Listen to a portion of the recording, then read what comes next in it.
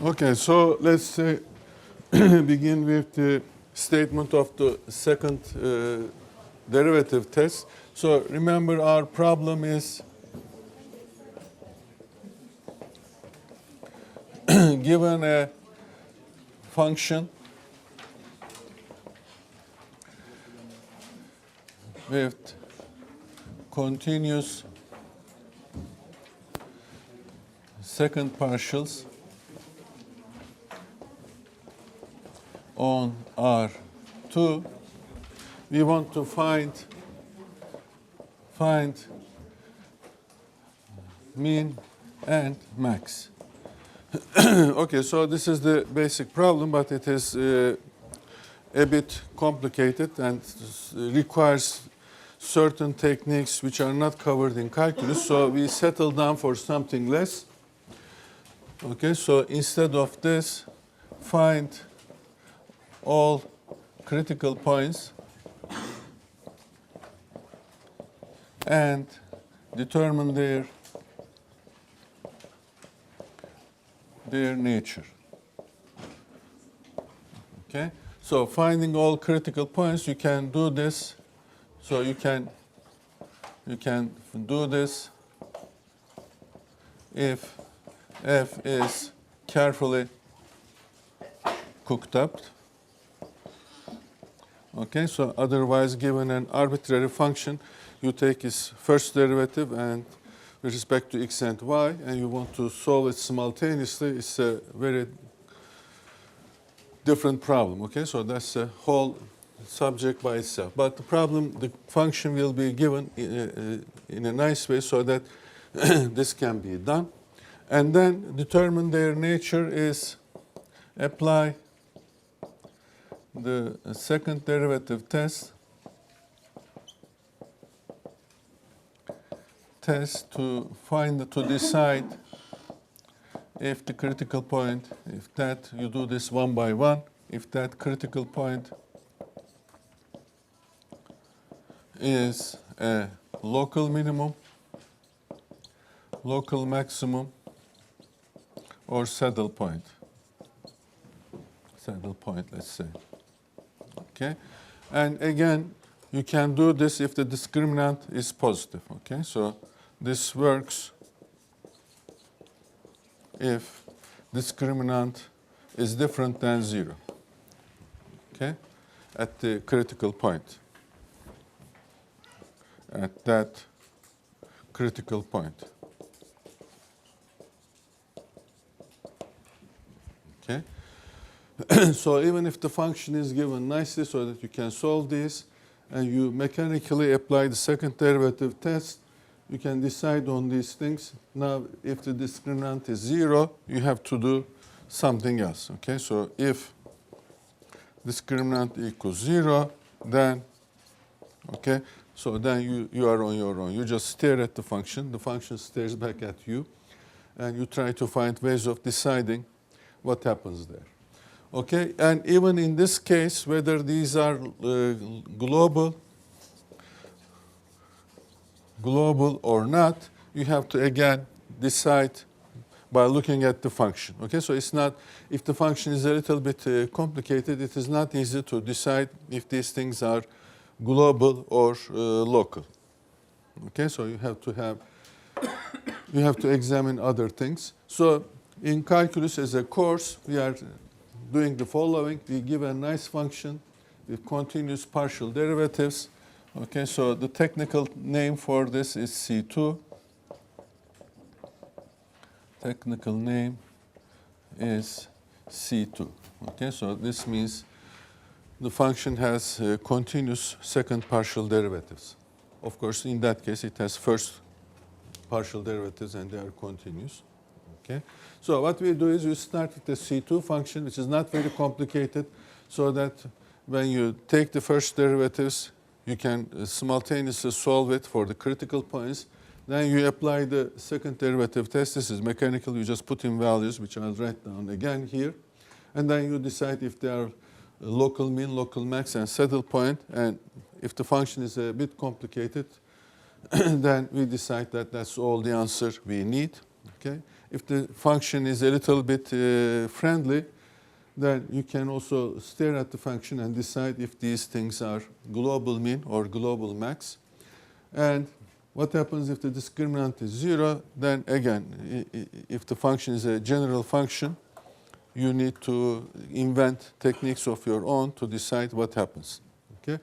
So if the function is nice, sometimes you play with the function and you find whether that point is a saddle point or local mean or local max. Of course, it is it's not easy to decide if it's a local mean or local max when the discriminant is 0, but it's much easier to decide if it's a saddle point, because then you have to find two curves passing through there where the function exhibits this different behavior. Okay, so after all this work, let us recall this part, the second derivative test. Okay, so the second derivative test. Okay, so we have a function f is C2 on R2. So the second derivative test, the version we are using, is valid for two variable case. Through the proof of that, I showed you that you can invent a second derivative test for any number of variables, but the expression will be a bit complicated and not easy to implement by hand. Okay, so f has second partial derivatives which are continuous on R2. Okay. And x sub 0, y sub 0, let's call it p sub 0, maybe we'll use it that way, is a critical point. So that means the first derivative of f respect to x at p sub 0 is 0, and fy p sub 0 is 0. Okay? So you don't try to apply the second derivative test at a point which is not a critical point. So it only works, it only makes sense here. Okay? Then let discriminant be defined as fxx fyy minus fxy square. Okay? Okay, then the second derivative test says if discriminant at p sub 0 is positive and fxx at p sub 0 is positive, then p sub 0 is a local minimum for the function f. Okay.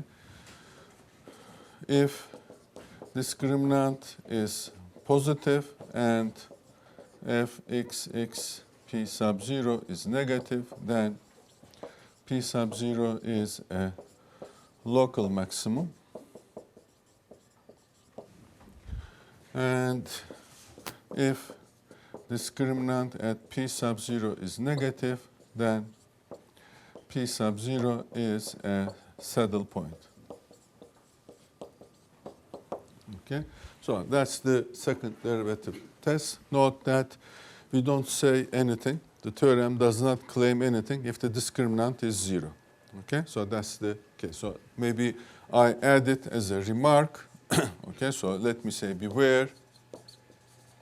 The test makes no claims about p sub 0 when discriminant p sub 0 is equal to 0. Okay? To remember those things, you have to remember the ideas involved in the proof, not necessarily all the details of the proof, but the ideas in the proof. This discriminant was used to decide the sign of some expression at p sub 0, and the sign of that expression at p sub 0 dictated the sign of that expression evaluated at some mysterious points where it actually tells us what happens to f, whether f is a minimum at that point or not. Okay? If discriminant is 0, then we cannot say anything about the values of that expression at p sub 0, then we cannot say anything about the actual value we are trying to find. Okay, so now let's apply this to a few problems.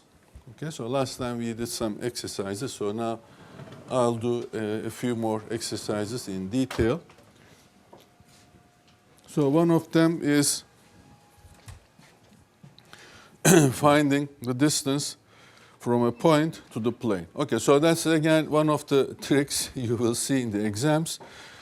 In order to be able to solve these things easily, these are two equations in two unknowns. The easiest way for them to be solvable is when they are linear. If they are linear, then f is a quadratic. Okay? And try to find a meaningful quadratic. It's the distance, square of the distance function. Okay? So most interesting problems that can be solved by hand in calculus involve distances. Okay, a surface is given. To make it easy, a plane is given. Find the distance of that plane to a certain point, or find the minimum distance from a surface to the origin. Okay, so that's that sort of problems. When you Last lesson we looked discriminant at fy by p0, one of the cases. we look at the discriminant. In last lesson, while we were Uh-huh. solving a problem, we looked discriminant and fy by p0 is greater or less than 0. Well, if the discriminant is positive, so these two must have the same sign. Okay, because this is negative. If they are of different sign, then this will be minus, the discriminant will be negative. So if the discriminant is positive, f of x and f y must have the same sign. So it doesn't matter whether you choose this one or the other. Okay, so that's a good point. So let me make a remark of this. Because in very rare situations, fxx, one of them may be complicated, but the other one is obvious. When you put p sub 0, you immediately see its value. Okay, so here, let me say, so remark, when discriminant p sub 0 is positive, then fxx p sub 0, fyy p sub 0 must be positive, okay, from this thing. So fxx p sub 0 and fyy p sub 0 have the same signs.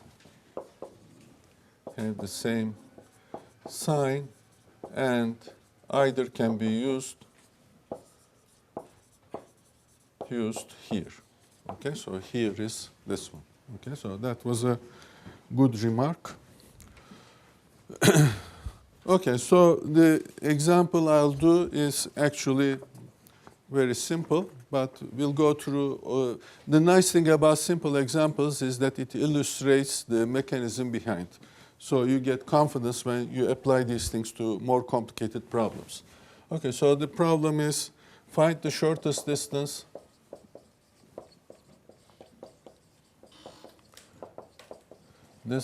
from the point 1, 0, minus 2 to the plane x plus 2y plus z equals 4. Okay? We will do this by writing the distance function and then take its derivative, apply the second derivative test. But we can solve this using just analytic geometry without any derivatives. That we did in a few chapters ago on planes and points. Okay, so first let me remark that because we will check our results against this. First note that we have already a formula for such a thing, for this, without using derivatives. But what do we use instead? We use dot product, okay? Use dot product. Okay, so let me remind you what we were doing. Okay, so we have this. Say we have a point here. I'll use the notation in the book so that you can compare this with what we do. Okay, so this is a point outside. So in our case, this is going to be this point. Okay, pick any point. Pick any point P sub 0 on the plane. Okay, so this is P sub 0, which I don't need to put any coordinates here. Okay, consider the normal vector. Okay, so this is the normal vector. Well, not the anormal. Let's just say normal vector. I want to write it to the other side because I'll draw a picture here. So this is normal vector to the plane. Okay, now here, since I put the point here, let me draw this a little bit longer. Okay, so we consider this vector. Okay, take its perpendicular projection here. Okay, so you see that this is the distance. You carry this over here. Okay, so this is going to be the distance of the point P1 to this plane. Okay, so this is, I gave it a name D. Okay, D, the distance of P1 to the plane, and it is equal to the length of the perpendicular projection of the vector of this vector. What is this vector? This vector is P1 minus P0 of P1 minus P0 on N, on the normal. Okay? Okay, so this thing can be obtained as follows. So let me take note. We have P1 minus P sub 0 dot product N. We are looking at the absolute value of this. This is equal to the length of this times the length of P1 minus P sub 0 times cosine theta. Okay, so the only negative part, if there is, will come from cosine theta. So I take it into parentheses. So this is theta. Okay, so we see that this is distance. This is D. Okay. So D is equal to this thing, P1 minus P sub 0 dot N divided by the length of N. Okay. Now we can work this out. This is P1 dot N. We can calculate this minus P sub 0 dot N. Okay, here we use the fact that equation of a plane is saying that any point on the surface considered as a vector has the same dot product with the normal vector. Okay, so if the equation of this plane is ax plus b y plus c z equals d, okay, any point x, y, z is an arbitrary point on this plane. Okay, so here x, y, z is an arbitrary point. Then you dot product it with a, b, c. Here in our notation, this is a, b, c. You will always get d. So in particular, p sub 0 dot n is d. P sub 0 dot n is equal to d. Okay, whatever d is, and divided by n. Okay, now finally, d is equal to P1 dot n minus d over the length of this. Okay, so this is the final formula we want because our information gives us only P1, N, and this number D. The numbers A, B, C, and D are given. The point X1, Y1, Z1 are given. Using only those two, we get this one. Okay, so this is the formula. If you want, you can write this as AX1 plus BXY1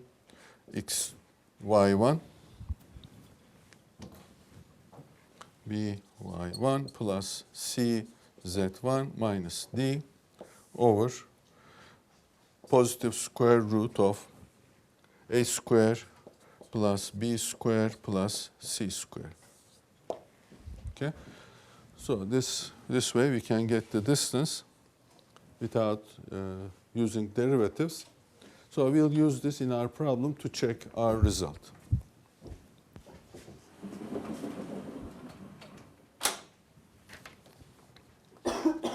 Okay, so in our case, I calculated the numbers here. So in our case, P1 is equal to 1, 0, minus 2, and the normal vector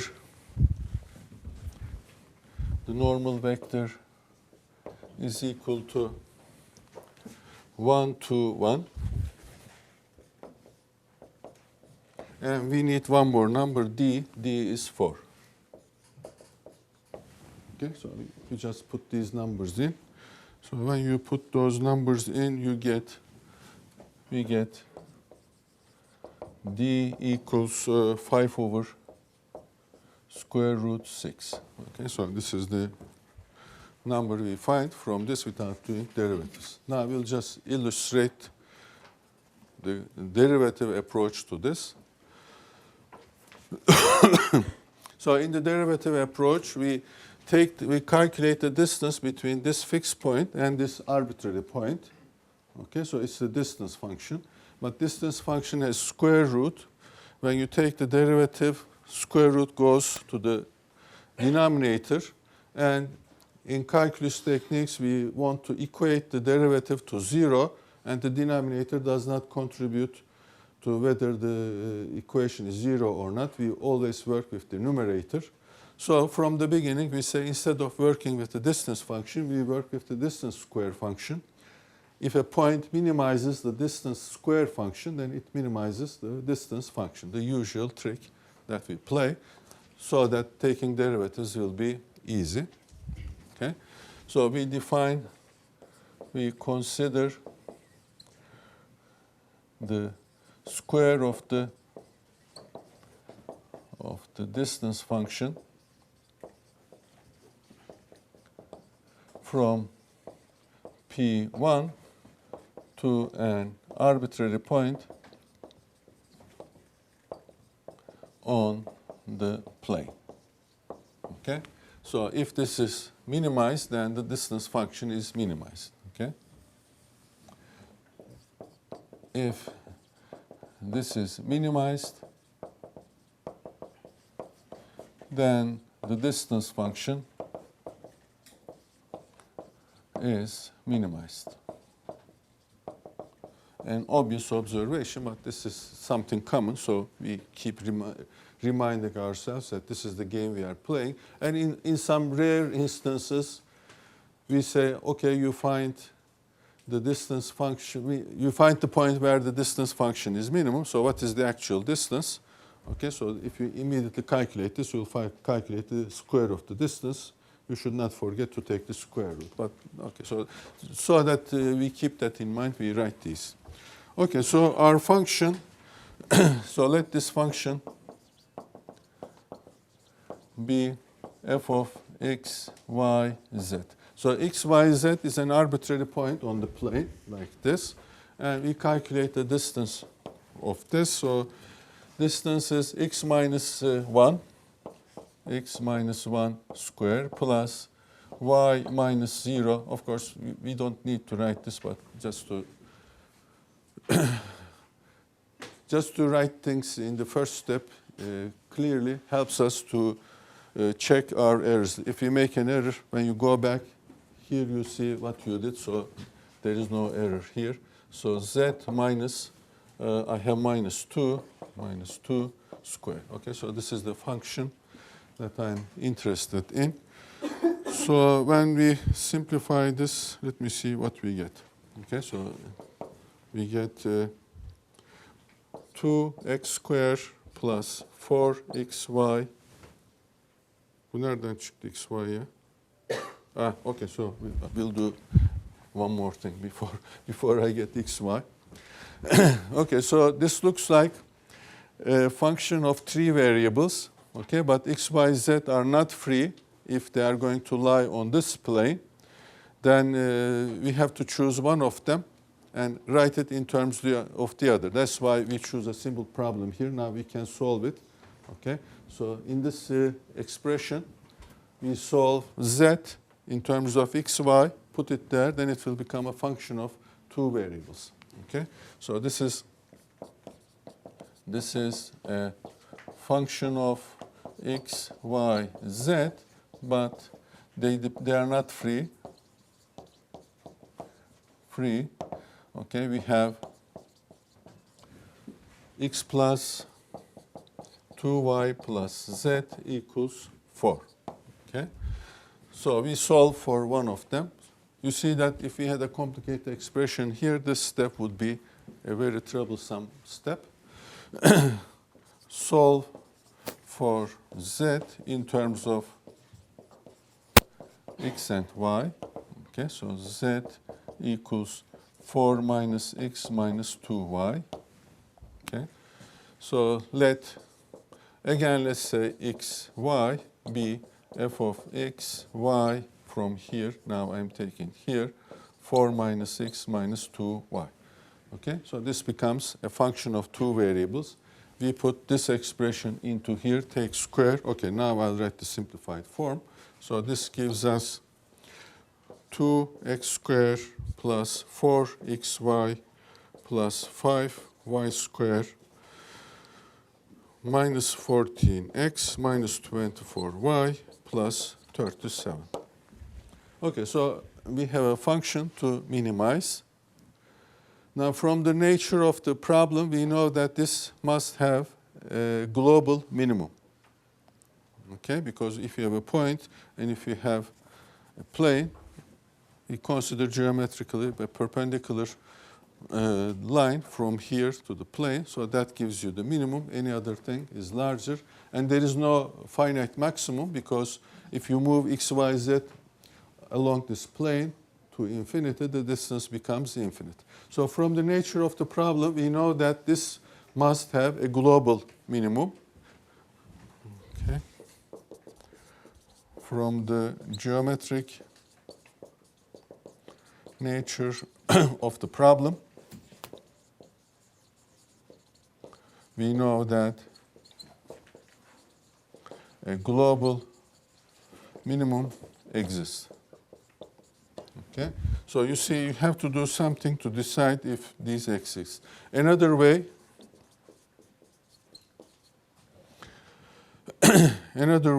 is to see that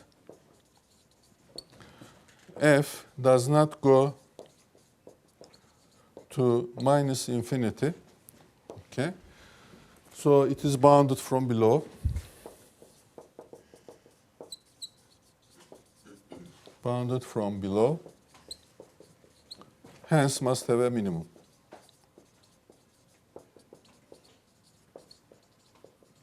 Okay, so how do you see that it doesn't go to minus infinity? First of all, you observe that this part is quadratic, so this part will decide if this function goes to minus infinity or not. Okay, so this part is just linear and a constant. So they are just a detail. When x and y are very, very large with millions and millions of digits, this part is just a detail on the right-hand side. So this part will decide. So you have to find a way of convincing yourself that this part never goes to minus infinity. If it's a quadratic, it is easy. We don't cover this in calculus because most of the time this is not a quadratic, then it's not easy. But here, what we do is, this is the quadratic form. So you have this 2 and this 5. You look at the matrix. You take half of this, half of this. The determinant is positive, and this one is positive. Okay, so this part, so this thing never becomes negative. Okay, so when you are solving a problem, anything goes. If you know this, you use this. If you don't know this, then you have to find other ways to convince yourself. While you are trying to find other ways, you will discover this result anyway. Okay, so in this case, again, in our problem, we know from the nature of the problem that there will be a minimum. Okay, so now we continue. It always helps to decide whether there is a solution or not. Otherwise, you do lots of calculations, and after 2 hours, you realize that there is no solution, but you did all those calculations. Okay, the calculations will never tell you, stop doing me. Okay, so if you just multiply things, they get multiplied. They don't say, I don't have any meaning. Okay, so now we find the critical points. So now we can find, now we proceed to find critical points. Again, from the nature of the problem, since the plane is flat, I'm trying to find critical points for the square of the distance function. I expect that I'll find only one point. Okay, so there is no other point where I expect some inflection point. Okay, so let's say with that expectation, let's see if we'll find only one critical point. Okay, so we calculate the first derivatives. So let me copy them from here. 4x plus 4y minus 14. I want this to be equal to 0. Fy, so again, this is 4x plus 10y minus 24 equals 0. I want to solve this simultaneously. So since these are both 4x, you can subtract this from this, okay? And you will have, so the solution, only one solution, you have x, y equals 11 over 6, 5 over 3. Okay, so I'm not going into detail because it's easy to solve these. Okay. So here I again open a parenthesis, not just to check that we are on the right track. So we have only one critical point. Okay. At this stage, we said that there is a local minimum. There is no maximum. Okay. And since everything is linear, we are not expecting inflection points. Then this is the point where the global minimum exists for this function. In fact, if that is the case, this is the point closest to the point on the surface, on the plane, to the given point, P1. Okay, so let's just check that, okay, before we continue. So this is the point on the plane closest to P1. So P1 was 1, 0, minus 2. In fact, check that the distance P1, okay, so let me write this in detail. This point, 1, 0, minus 2, minus this point, 11 over 6, 5 over 3, and z is this one. Okay, z is 4 minus x, 11 over 6, minus 2 times 5 over 3 is equal to, so remember that this is z equals x minus 4 minus, okay, 4 minus x minus 2y. So you calculate this, okay, this is easy. I did the calculation, so I'll just write the result. So this is, when you do this, so well, I don't want to do this calculation again. So, okay, so here it is. 5 over square root 6, which is what we found before, okay? As we found above.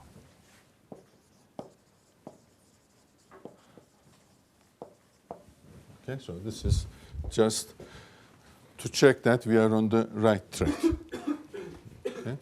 So let's continue with the derivatives now, with the second derivative test. Just to make yourself happy, you can check that this point is on the plane, okay, but that should be obvious. Okay. Okay, now finally we apply the second derivative test. Okay, so fxx from here you see is 4, fyy from here is 10, and fxy is equal to 4, I think. Yeah, okay, so that's 4. So discriminant is going to be a constant thing, so this is 40 minus 4 square, whatever it is positive.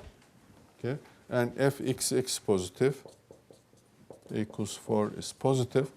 So you see that the discriminant did not depend on the point. Okay, it's because we started with the quadratic equation.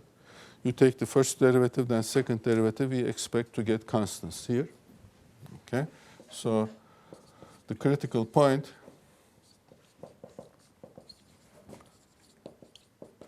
is a local minimum. Okay, since we argued that a global mean exists and there is only one local minimum, then this is the global mean point. Okay, so we killed this problem to death by doing it both ways. Since the problem is easy, we can do it without taking derivatives. And if we do derivatives,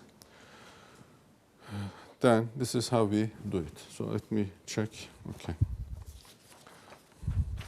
Okay, what we have to learn from this simple example is that at every stage, whatever the problem is, at every stage, you must check what we are doing. You must understand what we are doing.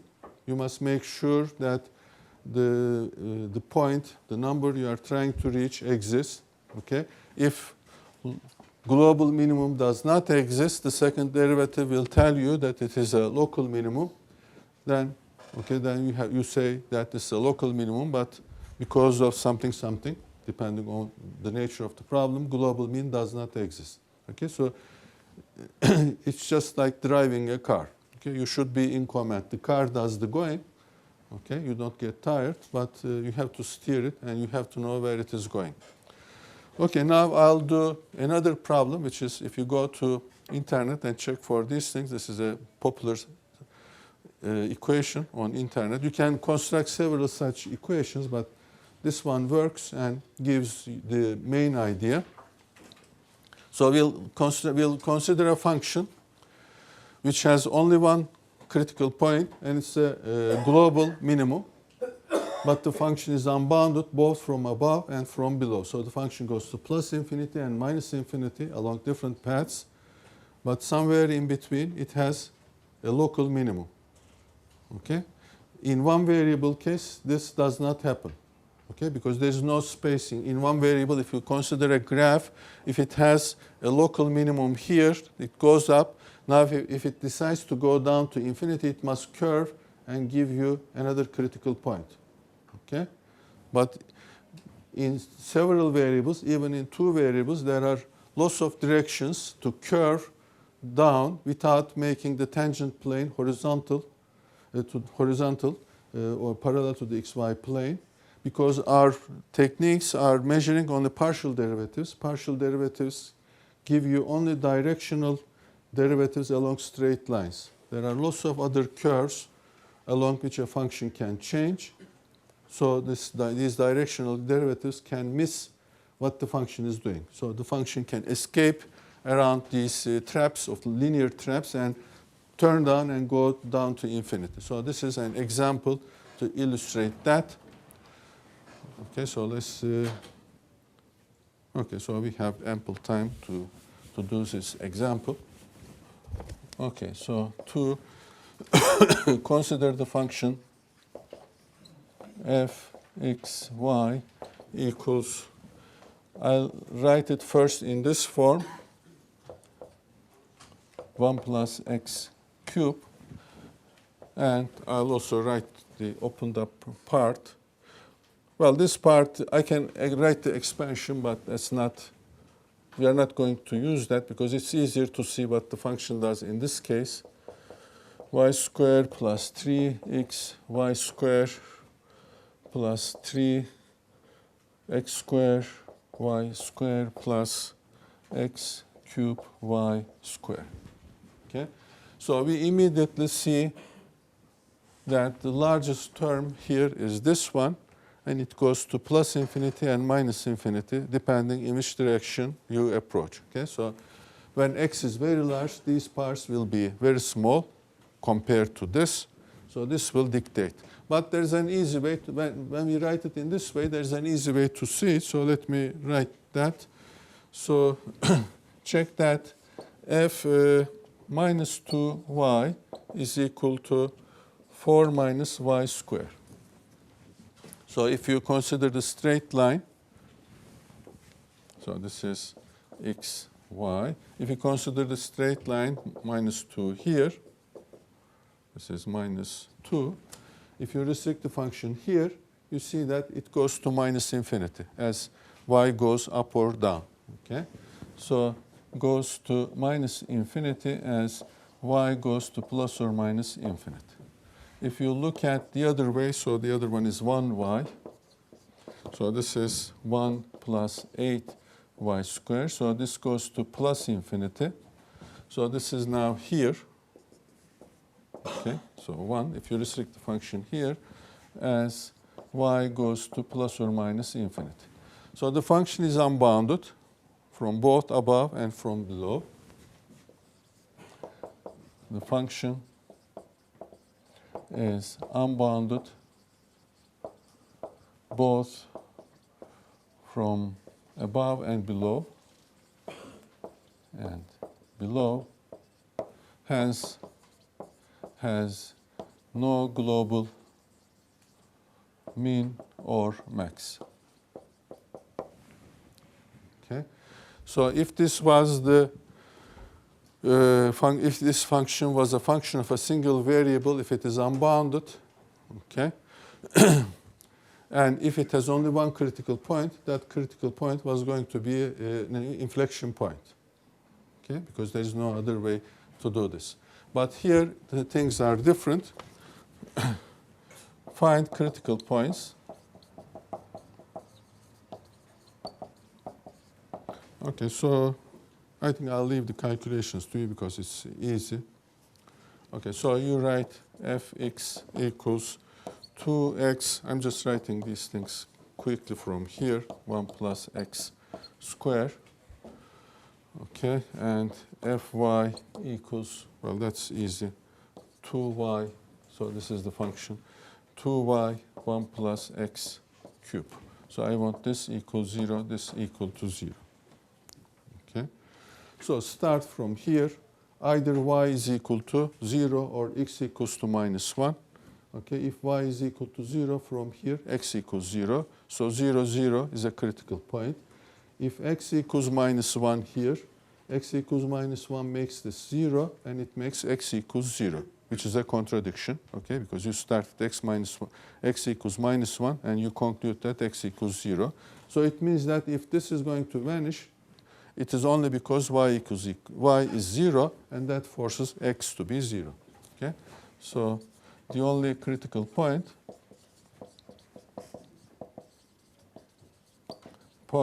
is 0, 0. Okay, so let us apply the second derivative test to check what the nature of this critical point is. the second derivative test.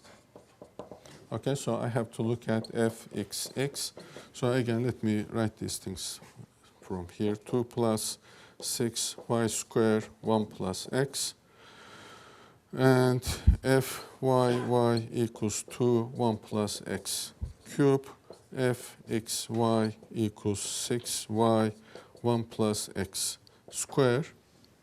Okay, so from here, I know what the discriminant is going to be. So I calculate discriminant at 0, 0. This turns out to be 4, which is positive. Then I calculate one of these things at x equals 0. Okay, so you see both of them are positive at x, 0, 0. Here it is positive. You put 0 here, there is nothing negative here. Y is 0, so this is 2. Okay, so let me write 2. You see, we are not interested in this number. We are only interested in its nature, its sign. Okay, now discriminant is positive. Fxx or fyy is positive, so this is a local minimum. 0, 0 is a local minimum point. Okay, but we know that it is not a maximum, it is not a global minimum. Okay, so this is a phenomena that appears in several variables, as I explained before. This doesn't happen in one variable case. In one variable case, you cannot have an unbounded function both going to plus and minus infinity, only one critical point, and that at that critical point, it has a local minimum. Okay, so this cannot happen because after that local minimum, if it is going down to infinity, at some point it must bend again and have another critical point. Okay, but with several variables, you see the way to explain is that the plane is very large, so the function finds ways of turning down to infinity without making its tangent horizontal at any point. Okay, so this is again a phenomenon that you should check. So this is what we should learn from this example is that you don't blindly apply these things just because you have one critical point with this nature, so it must be the global. You can't say this in several variables. That's why you have to do all these non-standard calculations to understand what the function is doing. Okay, so that's all for this hour.